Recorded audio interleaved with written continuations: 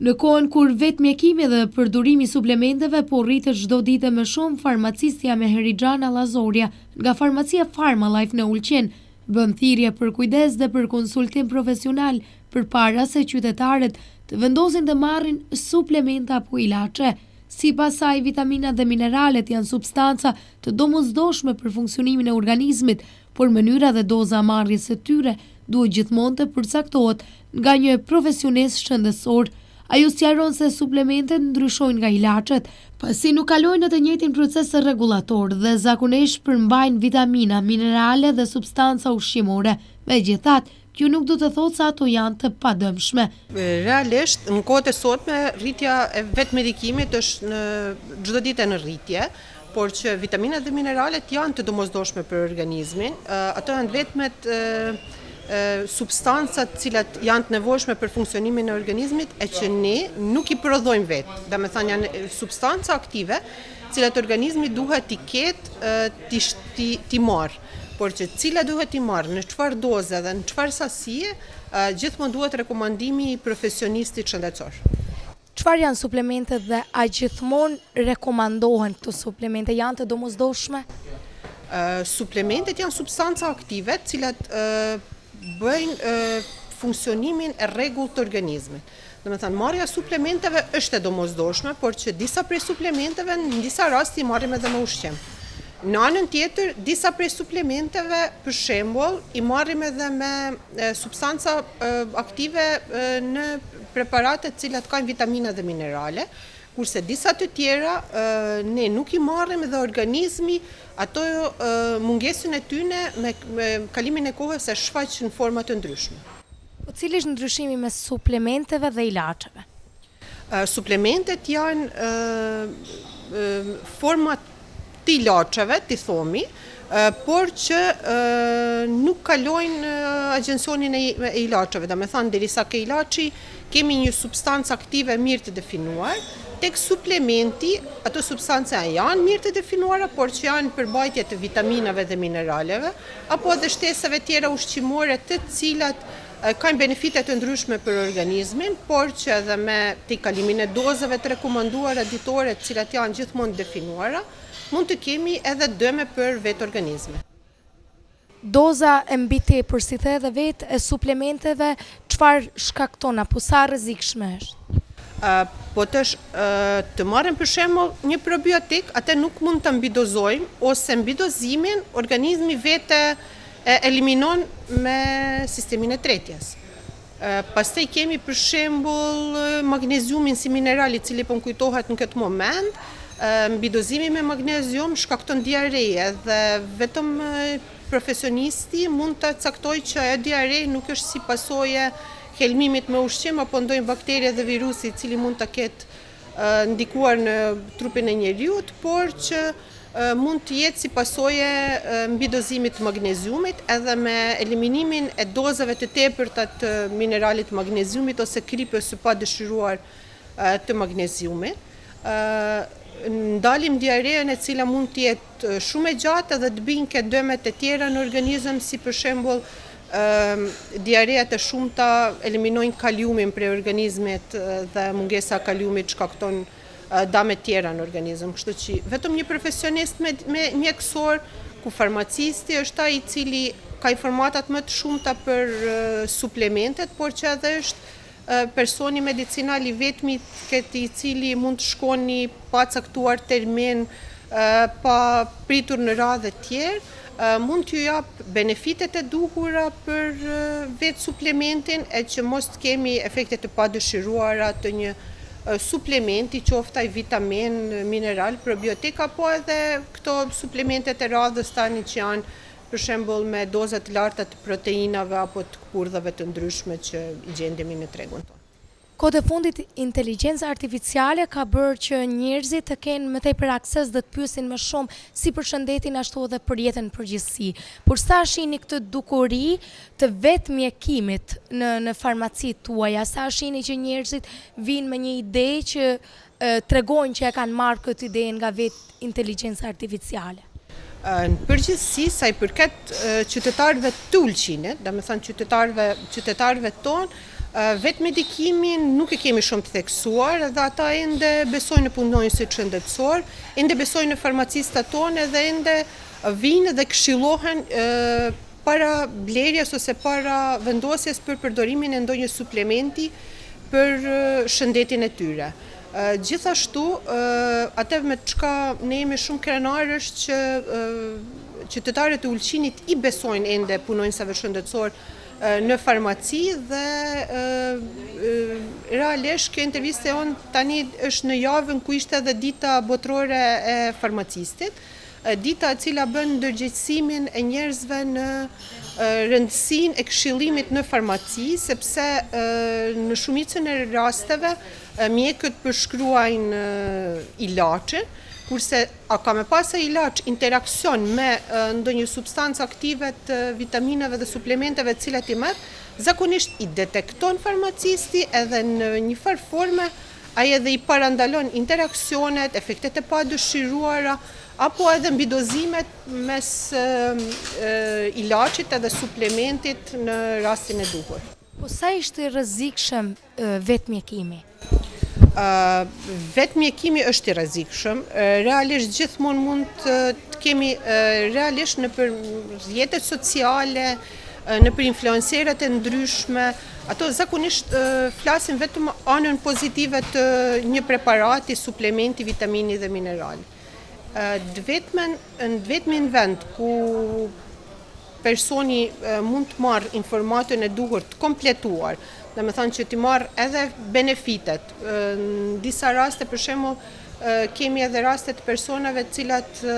dojnë ngritjen e imunitetit menjëhershëm, të shpejt, të njëditshëm, dhe duke i besuar edhe influencerëve, dhe rrjeteve sociale, edhe inteligjencës artificiale, bëjmë të përdam se dobi për organizmin. Ne edhe organizmin nuk guxojmë ta mbigarkojmë me vitamina. Në anën tjetër, ndoshta në ndonjë rast, vetëm pastrimi i organizmit ose një detoks i mirëfillt i komplet organizmit mund të bëjnë benefitet cilat ato i dëshirojnë për organizmin e tyre, e që janë të rëndësishme për mbarvajtje. Dhe me thënë, nuk është ndoshta mungesë e vitaminës, sa është një detoks. Janë preparate të ndryshme cilat bajnë pastrimin e organizmit, detoksikimin, largimin e langjeve të tepërta,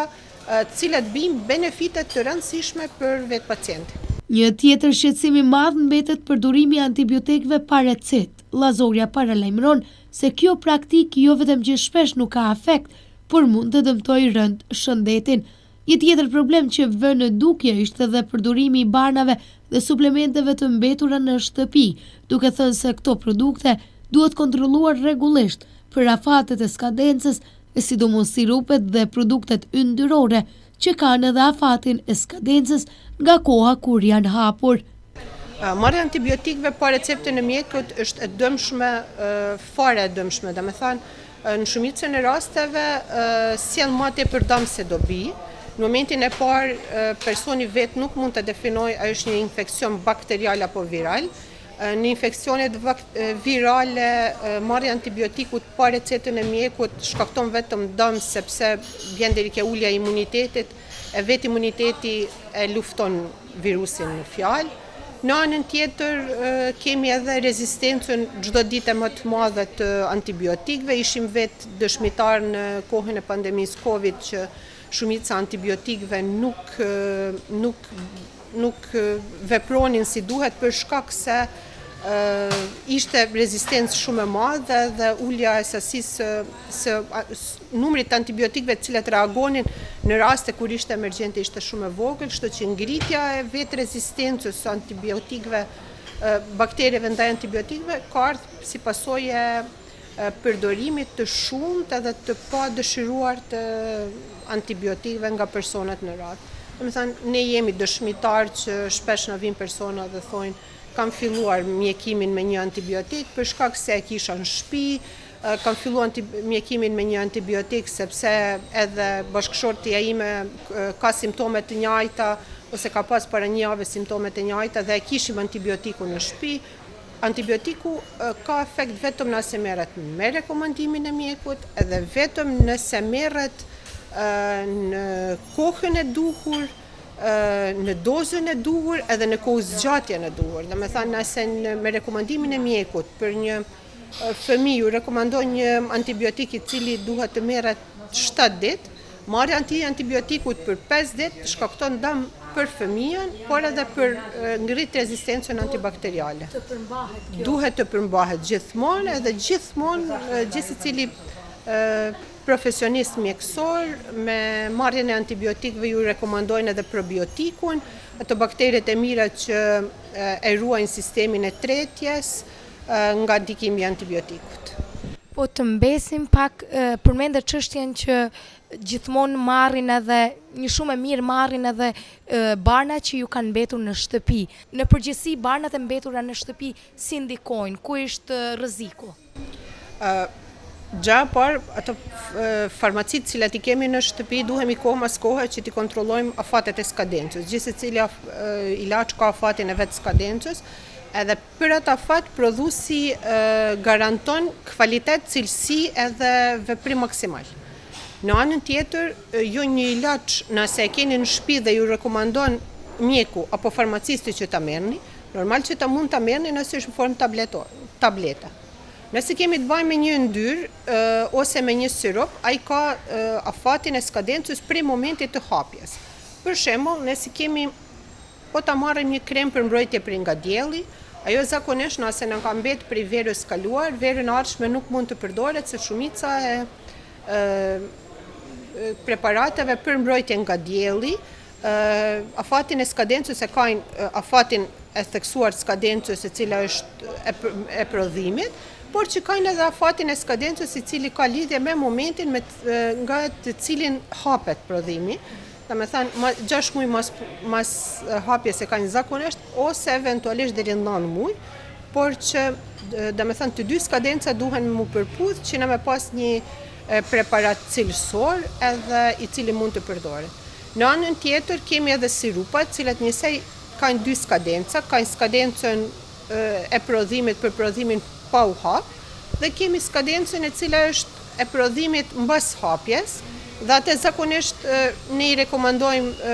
pacientët tonë që në momentin kur e hapin një sirup, në paketimin e saj ta shkruajnë datën e hapjes dhe t'i përmbahen afatit të përdorimit mbas hapjes. E njëjta gjë vlen edhe për pikat për sy, pikat për hon, pikat për vesh, dhe të preparatet cilat mbas hapjes mund të ndryshojnë për shkak të ndryshimit kushteve të ambientit me cilat rrinë, mund të ndryshojnë edhe cilësinë ose kvalitetin e vetë prodhimit. Shkojmë pak tek një temë tjetër, marrja e qetësuesve, ilaçeve për gjumë që zakonisht merret edhe nga mosha e tretë. Cilat janë rreziqet e marrjes së këtyre ilaçeve pa mjekim, pa rekomandimin e mjekut? Zakonisht na në Ulqin jena e vrejmë çdo ditë që pacientët nuk i marrin ilaçet për gjumë ose për qetësim pa rekomandimin e mjekut. Ajo mund të ndodhë në kozgjate 1 ose 2 tableta për ndonjë rast ekstrem, të ndonjë tragjedie familjare apo tjetër, por që ilaçet cilat janë me rekomandimin e mjekut edhe cilat nuk janë natyrore, si për shembull melatonin, agrifoni apo relaksues të tjerë, cilat janë treg dhe cilat mund të merren pa recetën e mjekut, dhe cilat bëjnë benefite shumë të mira për gjumin, zgjatjen e kohës gjumit, vendosjen më të shpejt në gjumë të tjerë, nuk i marrin pa rekomandimin e mjekut ose vetë këshillimin me farmacistin, edhe mbas këshillimit me farmacistin, kur ne aty ne ja parashtrom damet cilat mund t'i arrisin ose fillojnë shumë herët me përdorimin e ilaçeve për gjumë ose për qetësim para se paraqitet nevoja atyre, që ato nuk do të ndikojnë në kohën kur ato ndoshta do t'jenë më të nevojshme ose nuk do t'i japin efektet maksimale në kohën kur do të duhet. Ato e ndëgjojnë këshillën tonë edhe zakonisht sa i përket njerëzve të cilat i frekuentojnë farmacitë tona, mund të themi që nuk kemi keq përdorime të ilaçeve për qetësim dhe gjumë, cilat janë në recetën e mjekut, e të cilat nuk ishim u dashur përdor pa konsultimin me mjek ose profesionist shëndetësor. Në këtë rast, pacientët tonë këshillohen me farmacistat e farmacive tona. Po si mund një farmacist të ndihmojë qytetarët? Cila është metoda e këshillimit, marrjes së ilaçeve, suplementeve? Cila është ajo metoda qasja më e mirë ndaj qytetarëve? Realisht ne me vite kemi arritur besimin e qytetarëve, edhe ajo është ajo për cilën qytetarët i drejtohen farmacive tona, kështu që besimi i qytetarëve tek farmacistat e farmacive PharmaLife ka bërë që ato neve na besojnë edhe këshillat tona i përmbahen. Zakonisht edhe kur marrin ndonjë informat nga jashtë, për shembull është aktuale kjo koha e influencerëve, marrin ndonjë informat nga jashtë, ato nuk vinë ta blejnë atë medikament kena, por vinë kena të këshillohen që medikamenti në fjalë, suplementi, vitamina, kremat të ndryshme, kolagjenet të ndryshme që të paraqiten në treg, ato vinë të këshillohen, a janë ata aq efikase sa i paraqesin rrjetet sociale, edhe a mendojmë ne si profesionist që preparati në fjalë mund të jap efektet cilat influencerja paraqet. Gjithmonë duhet kemi parasysh që në rrjetet sociale, sa i përket vitaminave, mineraleve dhe suplementeve të tjera, rekomandimin e tyre e bajnë personat cilat nuk kanë lidhje me shëndetësi, nuk kanë lidhje me mjekësi, nuk kanë lidhje me farmaci, domethënë ata thjesht ata e bajnë si punë të dytë apo të tretë dhe nuk kanë përvojë për gjitha benefitet, por edhe gjitha efektet anësore cilat ai preparat mund t'i jap. Domethënë ata janë preparate komerciale, kështu që sa i përket farmacive tona, mbasi që i marrin informatat nëpër media të tjera, qoftë edhe inteligjenca artificiale apo influencerët, ata vinë të këshillohen, a mendojmë ne që ai preparat ose a kemi ne përvojë që preparati në fjalë i jep ato efekte për të cilat flitet në videot apo në përpostimet e ndryshme. Meqense the që qytetarët i pranojnë këshillat, e kanë fituar besimin, cila do të ishte një këshill nga ju sot për qytetarët e Ulqinit? Ilaçet, suplementet, vitaminat dhe minerale duhen gjithmonë të merren në mbikëqyrjen e specialistit të shëndetësisë, qoftë ai mjeku, domethënë ne kemi një bashkëpunim të jashtëzakonshëm me mjekët e Ulqinit, mjekët e shtëpisë shëndetit Ulqinit, gjithë mjekët, kështu që në anën tjetër farmacistët e farmacive PharmaLife janë gjithmonë të gatshëm për japjen e këshillave, domethënë kështu që i rekomandoj që qoftë suplement, qoftë ilaç, qoftë ajo edhe ndonjë krem për trajtimet e smundjeve të dermatologjisë, t'i marrin në mbikëqyrjen e mjekut ose të farmacistit të cilët i besojnë. Ky apel vjen në javën e shënimit të ditës botërore të farmacistëve, një rast që synon të rrisë ndërgjegjësimin për rolin e farmacistit në mbrojtjen e shëndetit publik dhe parandalimin e pasojave nga përdorimi i gabuar i barnave dhe suplementeve.